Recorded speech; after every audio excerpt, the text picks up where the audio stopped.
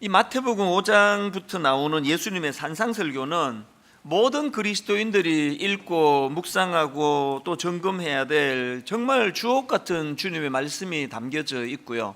그 중에서 이제 맨 먼저 시작이 되는 이 팔복, 8가지 주님이 가르쳐주시는 이 8가지 복에 대해서는 모든 믿는 사람들이 어떤 삶의 중심을 가지고 뭘 추구하며 살아야 되는지를 가르쳐 주시는 또 주옥 같은 그런 내용으로 기록되어 있습니다. 이제 내일부터 시작되는 특별 새벽 부흥회 때 이 팔복에 대해서 살펴보려고 하는데요. 오늘은 이 팔복의 서론에 해당되는 말씀입니다. 이 팔복을 포함한 산상설교의 배경이 어떻게 이루어졌느냐 하면은 바로 앞에 나오는 마태복음 4장에서 이제 예수님의 그 공적인 생애, 공생애가 이제 시작이 됩니다. 마태복음 4장 17절입니다. 이때부터, 자, 여기 나오는 이때부터라는 이 표현이 이제 예수님의 공적인 사역이 이제 시작이 되었다, 그거를 알리는 차원에서의 표현입니다.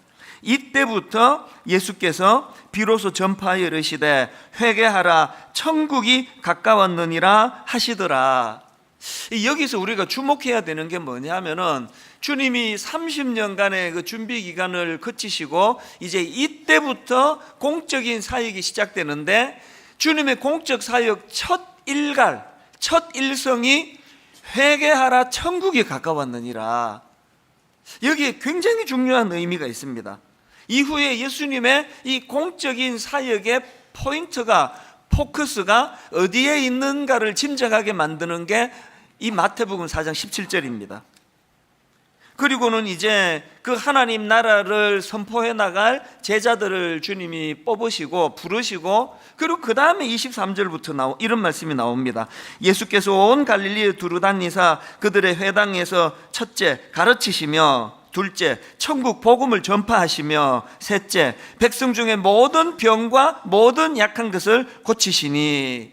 그래서 이 세 가지, 가르치시고 천국 복음을 전파하시고 그 다음에 고치시니, 이게 예수님이 이 땅에서 하신 3대 중요한 사역이다, 이렇게 정리를 할 수가 있습니다. 근데 사실 예수님이 가르치시고 천국 복음을 전파하시고 고치시고 하는 여러 사역을 하신 거는 제일 먼저 선포하셨던 이 하나님 나라를 위한 것인데, 이 사람들의 한계는 뭐냐? 그런 중심은 잘 못 보고요, 그 눈에 보여지는 현상, 이야, 그 병자들을 고쳐주신대, 정말 신기하다. 그래서 이제 24절에 보니까 그의 소문이 온 수리아에 퍼진지라 사람들이 모든 앓는 자, 곧 각색병에 걸려서 고통당하는 자, 귀신 들린 자, 간질하는 자, 중풍병자들을 데려오니 그들을 고치시더라. 막 그저 온통 사람들의 관심은 다른 데 없습니다. 병 고쳐준대, 병 고쳐. 그러면 온 동네 아픈 사람 다 데리고 가자, 다 데리고 가자. 그래서 어느 정도 지금 이것이 지금 붐을 일으키는가 하면은 25절입니다. 갈릴리와 데가볼리와 예루살렘과 유대와 요단강 건너편에서 수많은 무리가 따르니라. 이 수많은 무리가 따르는 이 상황을 이루는 포인트는 하나예요. 병 고쳐주는 거 보러 가자. 누구도 또 병 고쳐주는 게 필요하다. 이런 상황이 벌어지니까 예수님께서 어떤 조치를 취하시는가 하면은 오늘 보면 5장 1절입니다. 현대인의 성경입니다. 예수님은 많은 사람들이 모여드는 것을 보시고 산에 올라가 앉으셨다. 그러자 제자들이 그분에게 나아왔다. 어떤 상황인지 아시겠죠? 지금 예수님은 병 고치는 거 보러 온 수많은 무리들을 피해 가시는 거예요. 그리고 산으로 가셔서 말씀을 가르치기를 원하신다는 것입니다. 저는 이 마태복음 5장 1절 2절 이 말씀을 보면서 우리 모두가 다 굉장히 진지하게 주님께 드려야 되는 질문이 하나 있다고 생각합니다. 어떤 질문을 드려야 되느냐? 5장 1절 2절 다시 한번 보십시오. 예수께서 무리를 보시고 산에 올라가 앉으시니 제자들이 나온지라. 우선 1절에 나와 있는 이 포인트가 중요합니다. 예수님을 따르는 사람들이 두 종류로 구분이 된다는 사실이에요. 하나는 무리에 해당되고 하나는 제자에 해당된다는 겁니다. 저는 오늘 여러분에게 심각한 도전을 드리면서 이 질문을 품기를 원합니다. 여러분은 무리에 속하는 분들이십니까? 제자에 속하는 분들이십니까? 무리에 속하는 사람들의 특징이 뭐라 그랬습니까? 이 본질에는 관심이 없습니다. 하나님 나라 그런 건 난 몰라. 병 고쳐준대, 병. 이 무리의 특징이에요. 이 표면적으로 드러나는 현상에만 관심을 가지고 하는 신앙생활. 뭐 기도라는 게 막 온통 하나님 나라는 뭐 없습니다. 그냥 병이나 고쳐주세요. 월급 좀 올려주세요. 취직을 왜 안 시켜주는 겁니까? 이 무리예요, 무리. 여기에 반해서 제자들은 특징이 2절 아닙니까? 2절. 입을 열어 가르쳐 이르시되. 여기서 오해하시면 안 되는 게요, 이 병 고쳐주시는 주님의 사역에 관심을 가지는 것 자체가 잘못된 게 아닙니다. 저도 너무나 요즘에 환자들이 급증하는 이런 시대에 목사로 살아가다 보니까 하나님께 종종 구합니다. 아버지, 저에게 병 고치는 은사 좀 주세요. 너무너무 마음이 아픈데 하나님, 제가 머리에 손을 얹고 기도하면 병이 떠나가는 이 놀라운 은혜를 저에게도 좀 주시기 원합니다. 저도 그렇게 기도합니다. 병 고쳐주시는 주님의 사역에 관심을 갖는 게 잘못된 게 아니고, 이 무리가 가진 문제가 뭐라 그랬습니까? 그것만 관심을 갖는 게 잘못됐다는 거예요. 우리의 필요를 따라 뭐든지 구할 수 있습니다. 그러나 뭐가 더 중요하고 뭐가 덜 중요한지는 좀 구분하면서 예수 믿자는 거예요. 그리고 또 우리는 내버려 두면 이렇게 이 비본질적인 것에만 관심을 쓰기 때문에 어떻게 해야 돼요? 말씀을 들으러 산에까지 가야 되는 거예요. 여러분 스스로가 듣고 보니까 나는 좀 무리에 가까운 것 같네, 그런 생각이 드시면 이제 여러분 2절로 옮겨가셔야 돼요. 주님의 말씀에 관심을 가지시고 입을 열어 가르쳐 이르시되. 이게 이제 내일부터 살펴보게 될 팔복과 산상수훈이 나오게 된 배경이라는 사실입니다.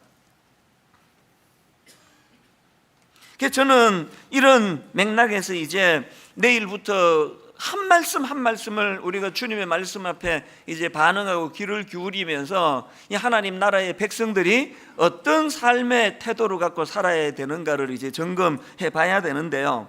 그런데 제가 이 팔복을 쭉 묵상하고 공부하다가 참 눈이 가는 구절 하나를 발견했는데요, 바로 5장 13절입니다.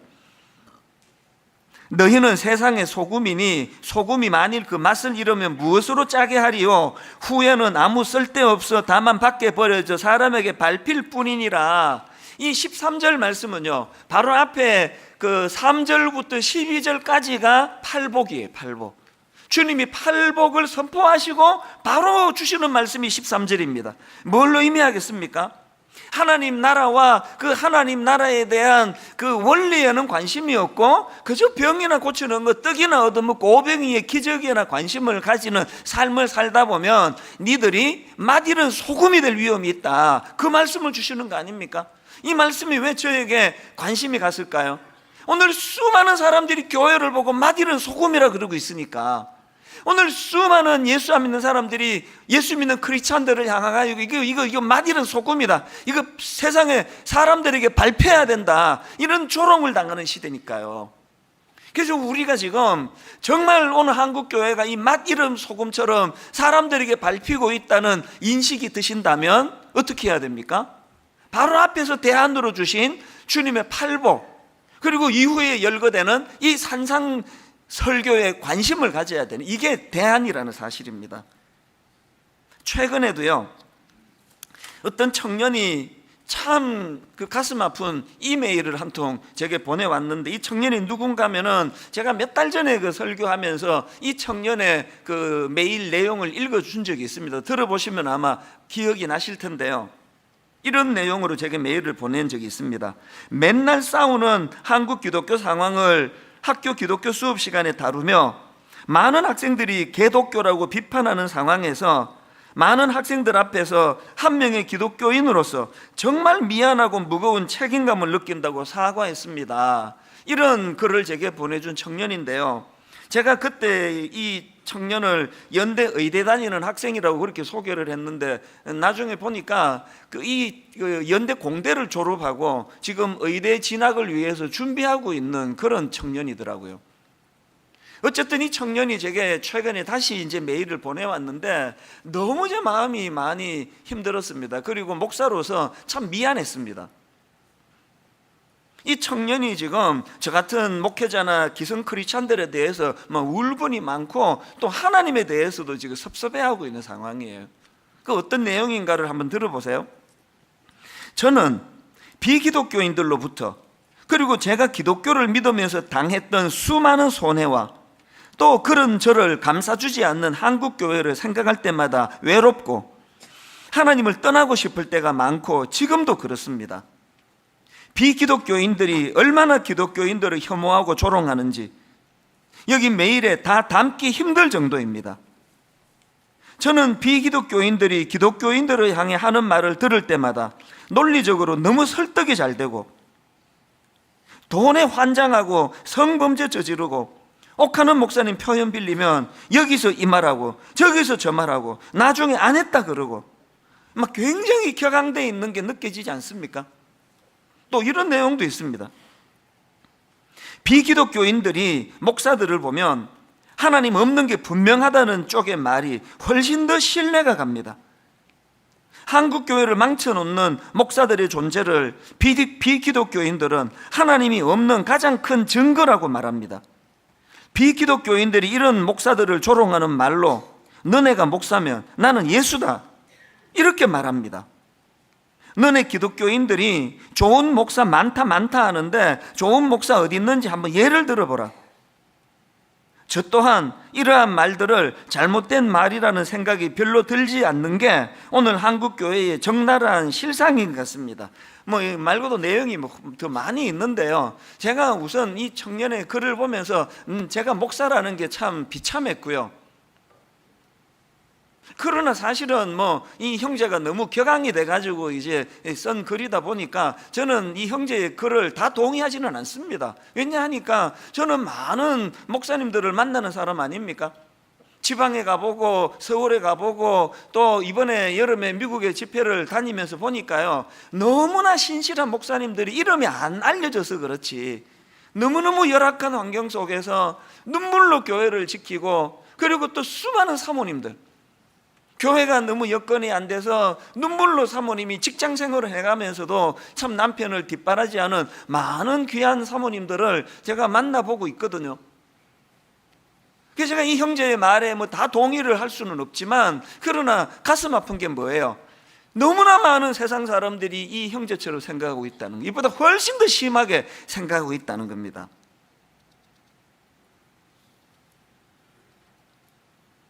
제가 이런 내용의 글들을 읽을 때마다 내가 만났던 너무나 신실한 어느 지방의 또 미국의 어느 교회의 권사님 얼굴이 떠올라지고요.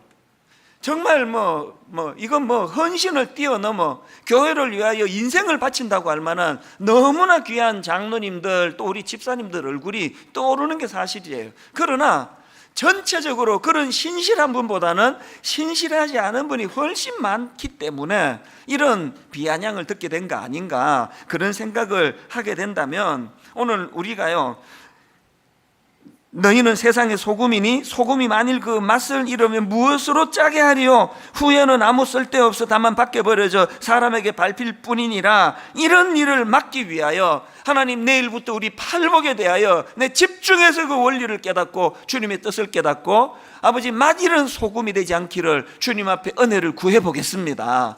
이번 한 주간 내내 이런 소원을 가지고 그렇게 말씀을 나누보기를 원합니다. 그래서 제가 여러분에게 숙제를 하나 드리고 싶은데요, 이번 한 주간 동안, 한 주간이 아니라 오랜 기간 동안에 마태복음 5장부터 7장까지의 산상수훈을 필사도 해보시고요, 읽기도 하시고요, 드라마 바이블을 다운받으셔서 저는 그 드라마 바이블로 이제 성우가 육성으로 들려주는 이 예수님의 다 말씀이니까요, 그게 참 도움이 되더라고요. 그래서 한 주간 동안 왜 오늘 한국교회가, 오늘 수많은 그리스도인들이 이 맛이른 소금이 되어버렸을까, 이거를 점검하는 그런 기회로 삼았으면 좋겠습니다. 그리고 또 하나님이 이번 특세 동안에 우리가 정말 기대감을 가지고 하나님 앞에 나아갈 때 어떤 변화를 주시는가를 마음의 그 소원을 가지고 기대감을 가지고 나가시면 좋겠는데요. 여러분, 이 팔복을 통해서 깨달아야 될 두 가지 사안이 있다는 걸 이번 특세 기간에 늘 머리에 담으시면 좋겠습니다. 이 팔복을 통해서 깨달아야 되는 첫 번째가 뭐냐? 자, 여러분, 신앙생활이라는 거는 이 세상 사람들과 다르게 사는 거, 이게 신앙생활이라는 걸 깨달아야 된다는 거예요. 신앙생활은 이 세상 사람들이 가지고 있는 가치관과는 다른 가치관을 가지고 사는 거, 이게 신앙생활이라는 걸 기억해야 된다는 겁니다. 존 스토트 목사님의 그 산상수훈이라는 책이 있는데요, 그 책에 보면은 이제 이 팔복을 위시한 산상수훈의 핵심 본문이 뭐냐, 이게 그들을 본받지 말라, 이런 내용을 담고 있는 마태복음 6장 8절이 핵심 구절이다, 그렇게 주장을 합니다. 그리고는 레위기 18장 2절부터 4절 말씀을 언급을 하는데요, 자, 내용을 들어보세요. 나는 여호와 너희의 하나님이니라. 너희는 너희가 거주하던 애굽 땅의 풍속을 어떻게 하라고요? 따르지 말며, 또 내가 너희를 인도할 가나안 땅의 풍속과 규례도 어떻게 하라고요? 행하지 말고, 그 대신에 4절, 너희는 내 법도를 따르며 내 규례를 지켜 그대로 행하라. 나는 너희의 하나님 여호와이니라. 여기 나오는 애굽 땅의 풍속을 따르지 말고 너희들이 가게 될 가나안 땅의 풍속과 규례로 행하지 말고, 이 따르지 말고 행하지 말고로 강조하는 하나님의 말씀의 포인트가 어디에 있습니까? 세상 사람들하고 좀 다르게 살으라는 거 아닙니까? 세상 사람들의 가치관하고는 좀 다르게 살아가라는 거 아닙니까? 오늘 교회가 예수 믿는 사람들이, 저 같은 목회자들이 이렇게 세상 사람들의 욕을 얻어먹는 이유가 어디 있습니까? 우리가 강도짓을 합니까? 살인을 저지릅니까? 왜 이렇게 욕을 많이 먹어야 되느냐고요. 제가 설교 시간에 강도짓 하는 방법, 사기치는 법, 이런 거 가르치는 거 아니잖아요. 그리고 제가 내 양심을 걸고요, 수많은 그리스도인들을 만나면서 아무리 생각하고 또 생각해도요, 안 믿는 사람들보다 믿는 사람이 훨씬 양심적입니다. 훨씬 더 잘 사는 거 확실합니다. 제 모든 걸 그거 말씀을 드릴 수 있습니다. 그런데 왜 이렇게 욕을 먹느냐고요. 왜 이렇게 욕을 먹는지 아십니까? 강도짓 안 하고 사람 안 죽이고 이런 것 정도가 우리가 가져야 될 목표가 아니라, 그들이 우리에게 요구하는 거는 니들은 우리랑 좀 달라야 되잖아. 그게 로마서 12장 2절에 나오는 말씀 아닙니까? 너희는 이 세대를 본받지 말고, 그 다음에 오직 마음을 새롭게 함으로 변화를 받아 하나님의 선하시고 기뻐하시고 온전하신 뜻이 무엇인지 분별하도록 하라. 세상 사람들이 구절을 몰라서 그렇죠. 이걸 들이대는 거 아닙니까? 이 세상을 본받지 말라 그러는데 어떻게 믿는 것들이 더하냐고. 어떻게 그들이 우리를 향한 비난의 핵심은 이거예요. 여러분, 이렇게 생각하시면 이해하기가 쉽습니다. 여러분들이 그 목사님을 비난할 때 뭘 갖고 비난합니까? 그냥 성추행하고 공공행위하고 이런 걸로 TV에 나오는 목사들은 몇 명이나 되겠냐고요. 대부분의 경우 저 같은 목회자들이 비난을 받아야 된다면 여러분들이 하는 메시지가 이거 아닙니까? 목사님은 목사님인데 왜 우리랑 똑같으냐고. 그거 아닙니까? 우리는 세속에 물들어서 벤츠도 타고 싶고 캐딜락도 타고 싶고 실제로 벤츠도 몰고 다니지만 목사님은 그러면 안 되는 거 아닙니까? 그거 아닙니까? 제가 지금 벤츠를 타고 다니는 걸 오늘 광고를 했다 그러면 다음 주부터 3분의 1이 교회를 빠져나갈 거예요. 저 타락한 목사한테는 나 이제 더 이상 설교 못 듣는다. 그렇게 하고 그 목사가 벤츠를 타? 그러면서 여러분이 저를 비난할 거 아닙니까? 아니면 사고 아닌 것 같은 표정을 짓고 계시면 어떡합니까? 다행히 살 돈도 없기는 한데, 여러분이 목사에게 요구하는 거는 우리랑 같으면 안 되십니다. 목사님은 목사님이시니까요. 이게 세상 사람들이 여러분에게 하는 똑같은 메시지예요. 네가 예수 믿는다면서 어떻게 우리랑 똑같이 탐욕적이고 어떻게 우리보다 더하냐? 우리가 사람을 그냥 강도질 해가지고 하나님 앞에 죄가 아니라 세상 사람들과 같이 살아가는 그게 죄라는 걸 깨달아야 된다는 거예요. 저는요, 방금 읽어드렸던 마태복음 5장 13절에 너희는 세상의 소금이니 소금이 만일 그 맛을 잃으면 무엇으로 짜게 하리요? 후에는 아무 쓸데없어 나만 밖에 버려져 사람에게 밟힐 뿐이니라. 이 말씀에 너무나 내가 은혜를 받아요. 하나님은 우리를요, 그저 그렇고 그런 사람으로 취급하지 않으세요. 썩어가는 세상을 정화하는 소금으로 우리를 인식하세요. 하나님은 저와 여러분을 그저 그냥 밥이나 먹고 사는 그런 존재로 자리매김하지 않으시고 이 악한 세상에 영향력을 행사하는 이런 사명이 있기 때문에 그래서 우리는 세상과 다르게 사는 거예요. 제가 만약에 이거 목사 돼가지고 벤츠도 못하고 캐딜락도 못하고 이게 뭐야 이러면은 목사 때리쳐야 돼요. 그게 무슨 목사입니까?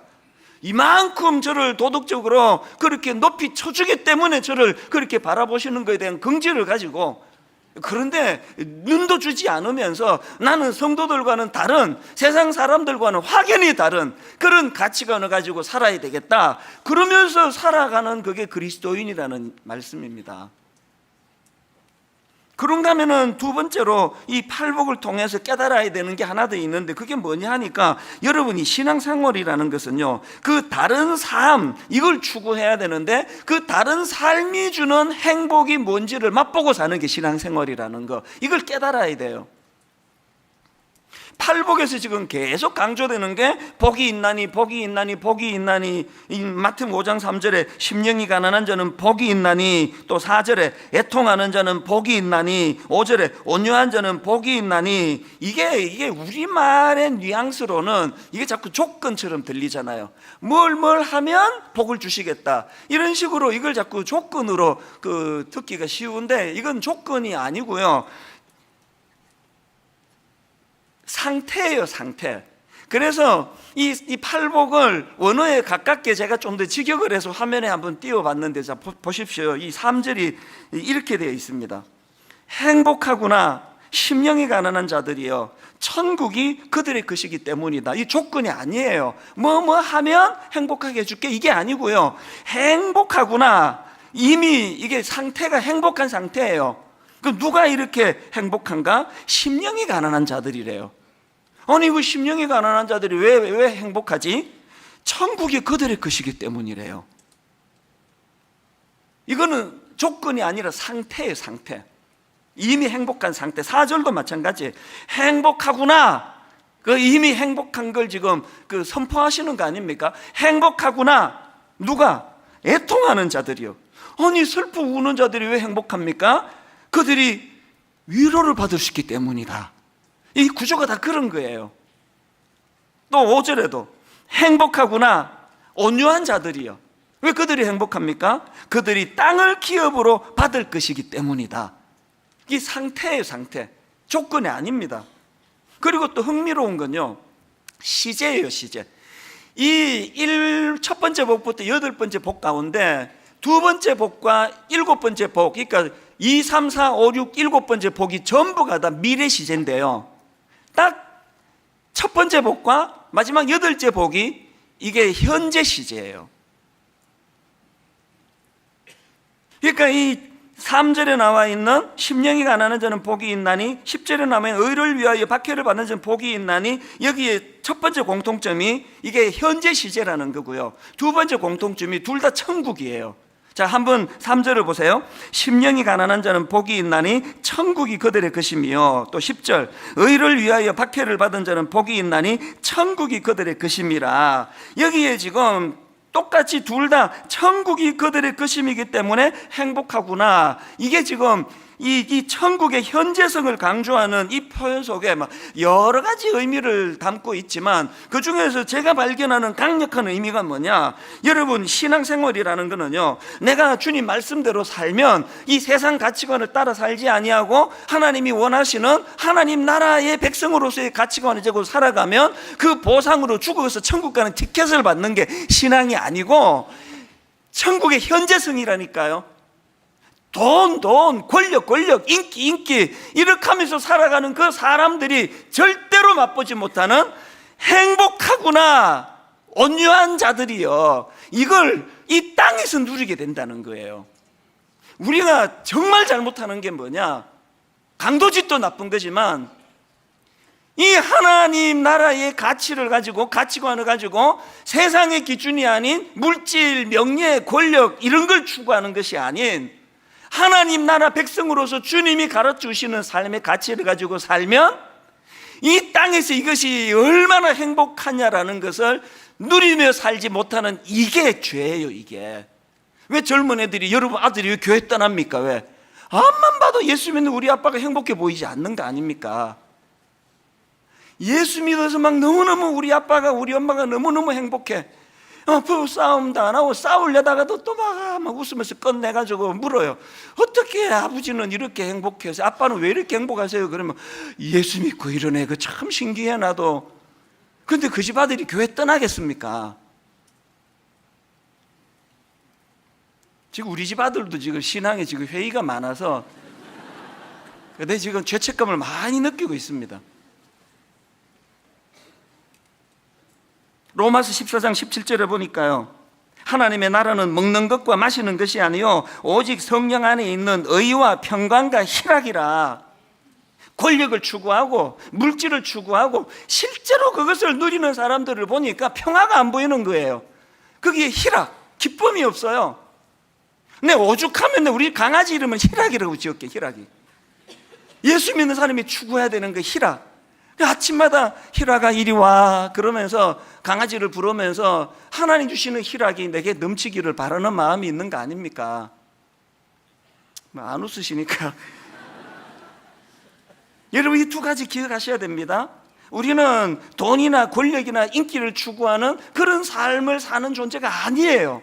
그보다 훨씬 더 고차원적인, 이 썩어가는 이 세상에 소금과 같은 역할로 우리는 사명을 가지고 살아가는 자들이고요. 그런가 하면은 우리는 그것으로 기뻐하는 자들이어야 돼.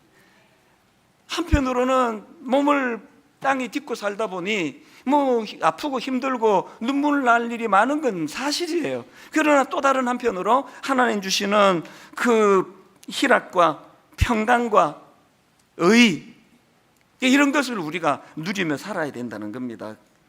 그런가 하면은 이 팔복과 관련해서 한 가지 포인트, 중요한 한 가지 포인트를 더 아셔야 되는데요, 여러분이 산상설교와 팔복의 항목들을 지켜나가기 위해서 내가 힘써서 얻어내는 게 아니에요.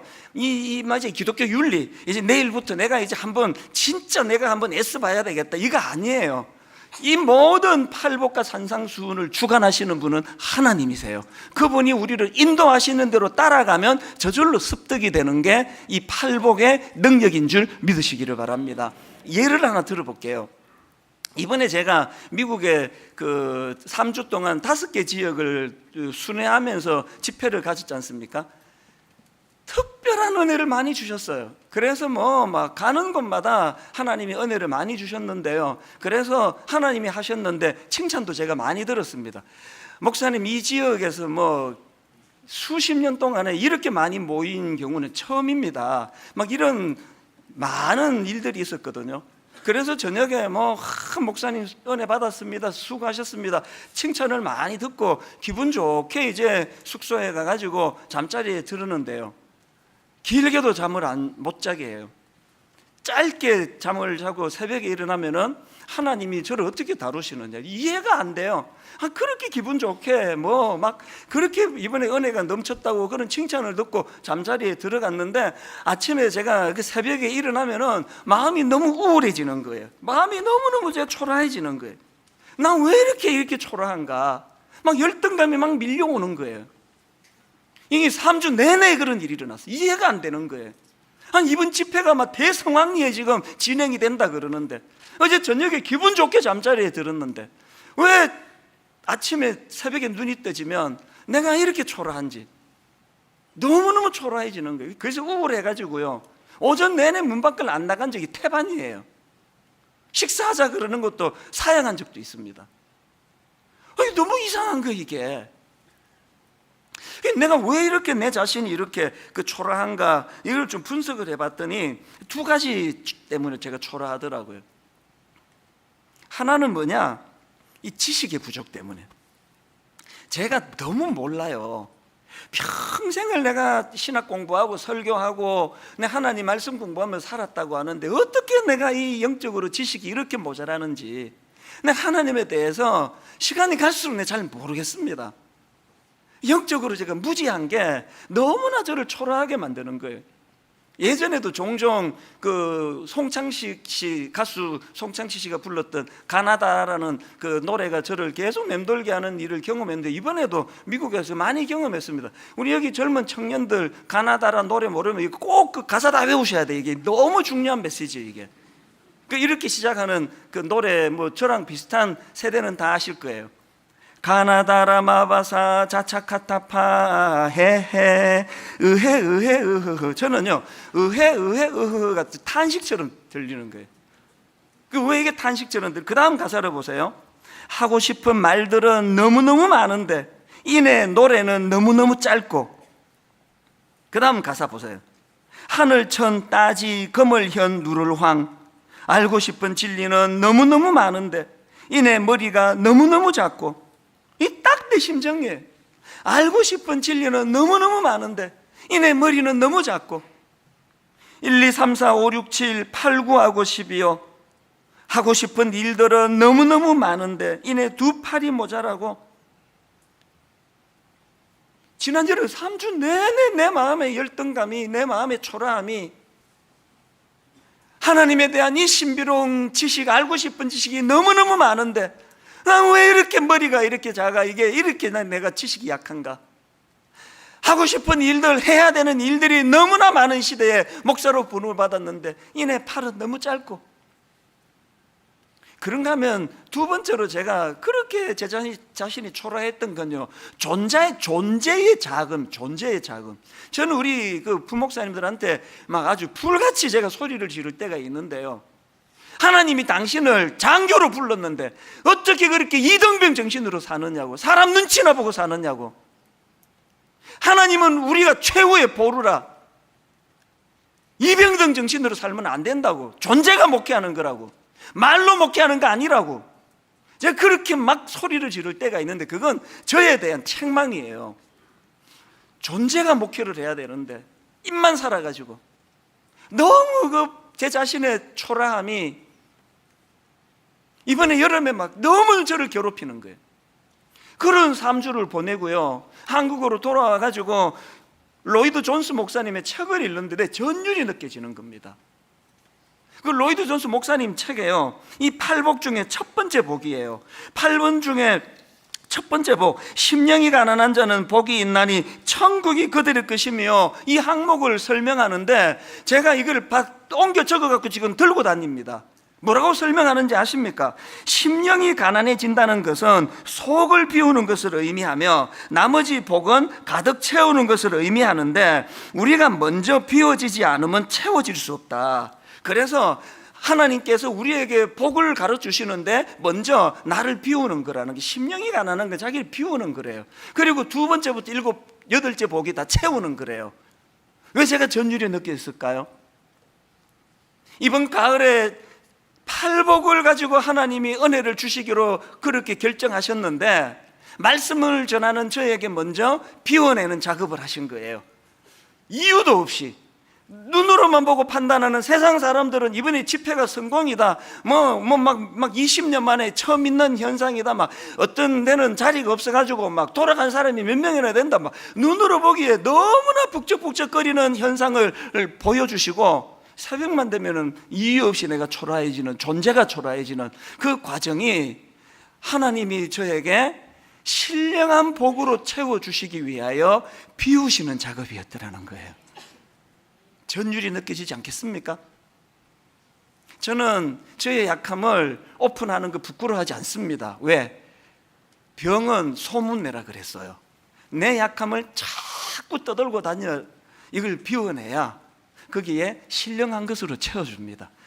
아무것도 아닌 그 쓰레기 같은 거 채워놓고는 그것 때문에 교만이 머리 끝까지 올라가가지고 어떤 은혜도 받지 못하는 분들이 계시다면 내일 새벽에 다 비워내는 작업이 있기를 바랍니다. 그 별것 아닌 그것 가지고 뭐 우쭐하고 살아가는데 네 그거 다 비워야 신령한 하나님 나라의 복으로 채워진다. 제가 앞에서 이 팔복과 관련해서 중요한 한 가지 포인트 아셔야 된다는 게 바로 이 이야기예요. 내가 하는 거 아닙니다. 막 힘주고 막 내일부터 한번 내가 막 도덕적으로 살아봐야지. 그거 다 실패예요. 여러분, 우리가 마음을 비워내면서 내가 뭘 몰라서 난 내가 좋은 사람, 나 대단한 목사인 줄 알았는데 하나님 말씀 앞에 초라하기 짝이 없는 내 자신을 발견하고 하나님 저를 불쌍히 여겨주시기를 원합니다.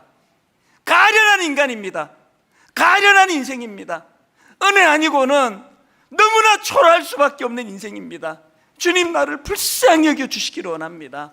다 비워주시는 그 주님, 2달, 3달 전에 앞서서 저를 다루어주시는 이 신비로운 길 인도하시는 그 주님, 조목조목 증거를 들이대시기 때문에 내 약함을 부인할 수 없도록 만드시는, 완전히 나를 그렇게 수치스럽게 비참하게 만드신 열등감을 몰고 가시는 것은 주님이 저를 조롱하기 위해서가 아니에요. 채워주시기 위해, 채워주시기.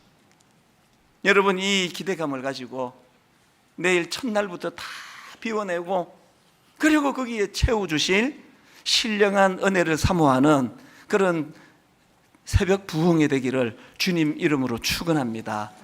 여러분, 오늘 말씀을 기억하시면서 이번 한 주 내내 이 원리를 마음에 담으시면서 우리 이 찬양을 드리면 좋겠습니다. 예수는 내 힘이요 나의 기쁨, 내 참 소망. 자꾸 내 자아가 나와가지고 내 자아가 내 힘이요, 내 도덕성이 내 힘이요, 내 능력이 내 힘이요, 이거 다 비워내고 구하지도 않았는데 철저하게 저를 다루시고 비워내시고 초라하게 만드시고 누구 앞에서도 우쭐대지 못하도록 입을 닫게 하시고 거기에 이제 채워나가실 가장 강력한 힘은 예수는 내 힘이요, 예수는 내 힘이요. 우리 가사를 생각하시면서 우리의 초라함이 크면 클수록 더 힘있게 이 찬양을 주님께 불러드리면 좋을 것 같습니다. 찬양하시겠습니다.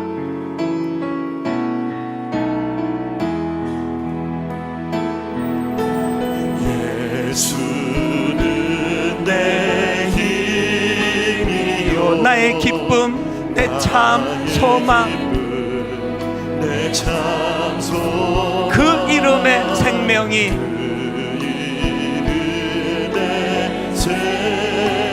내 삶의 이유라. 우리 다시 한번 은혜를 갈망하며 예수는 내 힘이요,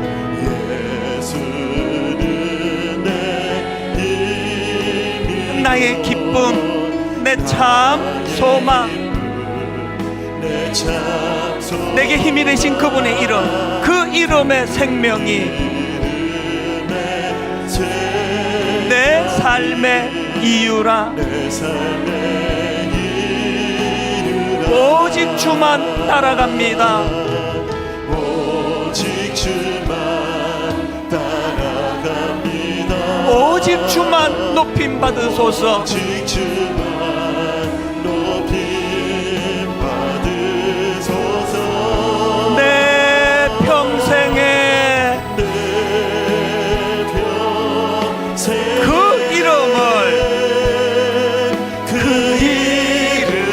그의 선하심을 세상에 노래합니다. 세상에 노래합니다. 그 이름의 크신 능력,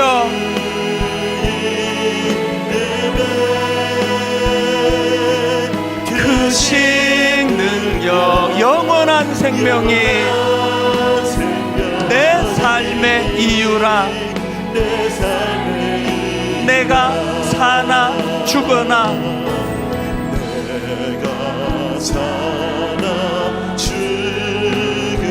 그 이름을 위하여 내 모든 것 다 드리니 전적으로 주님을 의지하며 전적으로 주님께 헌신하며 나를 받으소서. 내 힘으로 사는 인생 아닙니다. 오직 주만 따라갑니다. 내 영광을 위해 사는 인생 아닙니다. 오직 주만 높임 받으소서.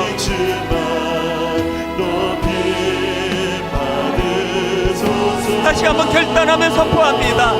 내 평생에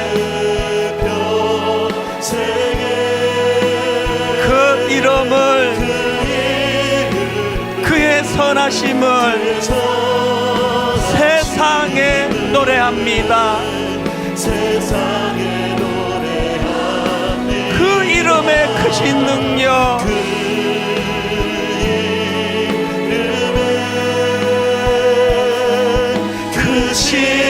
영원한 생명이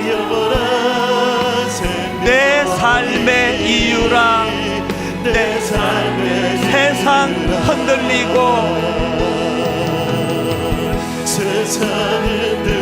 사람들은 변하여도 나는 주를 섬기리. 주님의 사랑은 영원히 변하지 않네. 나는 주를 신뢰해. 오직 믿음으로, 오직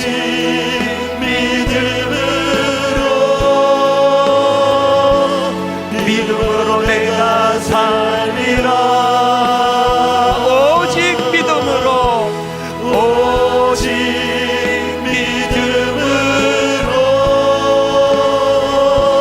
믿음으로 내가 살리라. 다시 한번. 세상 흔들리고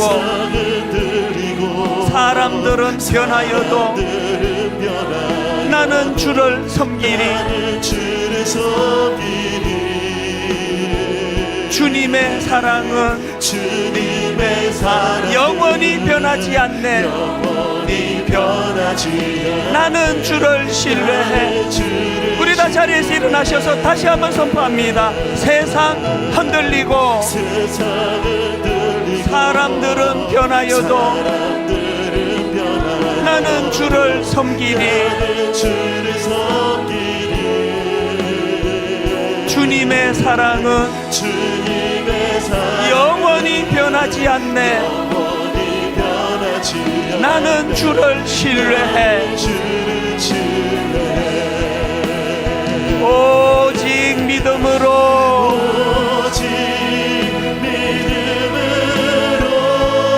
믿음으로 내가 살리라.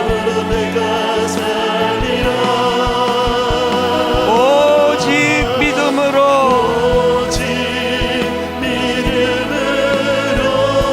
믿음으로 내가 살리라. 하나님 앞에 기도할 때 아버지, 내가 무리에 속했던 것 같습니다. 제자가 되기 원합니다. 하나님, 저는 맛이른 소금 되기 싫습니다. 아버지, 약한 세상에 영향력을 미치는 소금 되기를 원합니다. 내 의지로, 내 능력으로, 내가 가진 도덕심으로 하는 것이 아니라 인도해 주시는 하나님을 의지하며 이런 가치 있는 삶을 살아가기 원합니다. 내일부터 있을 특별 새벽 부흥회에 은혜 주시기 원합니다. 우리 통성으로 한 목소리로 같이 기도하시겠습니다. 살아계신 하나님 아버지, 하나님의 은혜를 이 시간 사모합니다. 하나님, 그저 눈에 보이는 현상만 쫓아가는, 그저 병 고쳐주는 그 구경하고, 그저 오병이어 떡을 만들어 먹는 그 구경하고 떡이나 얻어먹는 신앙생활이 아니라 하나님 나라를 갈망하며 본질을 향하여 마음을 아버지 실어 주님께 올려드리며 그저 예수 믿어 이 땅에서 잘 먹고 잘 사는 그런 차원의 복이 아니라 아버지, 이렇게 썩어져가는 이 세상에 소금으로 우리를 부르신 그 주님의 사명을 기억하며 아버지, 마지는 소금의 자리에 던져지지 않기를 소원합니다. 마지는 소금이 되어 사람들에게 밟혀 초라해지지 않기를 원합니다. 그래서 하나님, 이런 할복을 주관하시는 주님께서 산상수훈의 말씀을 허락하신 주님께서 우리의 인생을 견인해 가시도록 온전히 의탁하고 의뢰하며 주님께 맡겨드리며 나아가기를 원하오니 주님 그렇게 인도하여 주시기를 원합니다. 우리를 새롭게 하여 주시옵소서. 그렇게 역사하실 주님만을 바라봅니다. 인도하실 주님을 찬양합니다.